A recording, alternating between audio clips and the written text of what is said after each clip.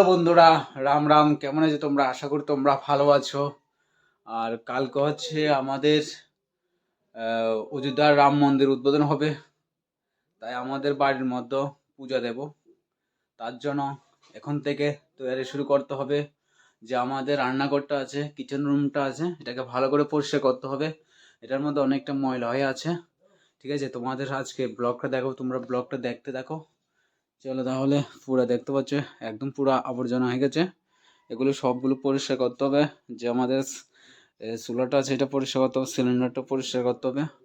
আর রুমটার মধ্যে দেখতে পাচ্ছ একদম পুরো একদম মাকড়সা ভরা আছে, মাকড়সার বাসা ভরা আছে। সবটা আজকে পরিষ্কার করব। তোমাদের আজকে ব্লগটা দেখতে পাচ্ছ, সিলিন্ডারটাকে একদম পুরো চুলাটা দেখতে পাচ্ছ একদম পুরো ময়লা হয়ে আছে। কারণ এখানে ভোগ প্রসাদ করব, এখানে পুজোর জন্য ভোগ প্রসাদ করবো, তাই এগুলিকে খুলে নিয়ে একদম পুরো পরিষ্কার করে নেবো।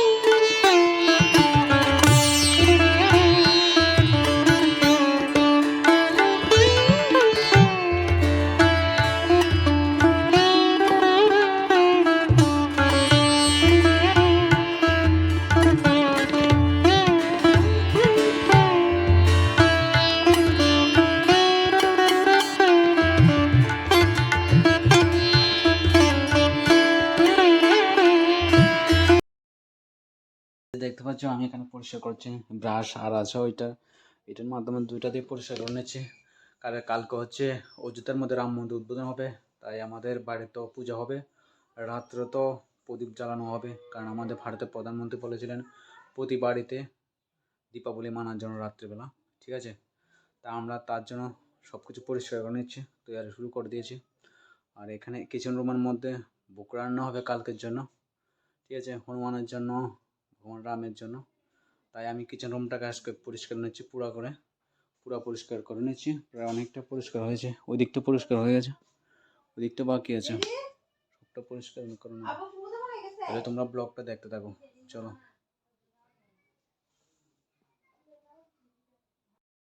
বন্ধুরা, পুরা রুমটাকে পরিষ্কার করে নিয়েছি। আর দেখতে পাচ্ছ একদম পুরো পরিষ্কারগুলো আবার ঠিকঠাক করে দিয়েছে। আর যে এই টেবিলটা ছিল, টেবিলটাকেও পুরো খুলে ধুয়ে একদম পরিষ্কার করে নিয়েছি।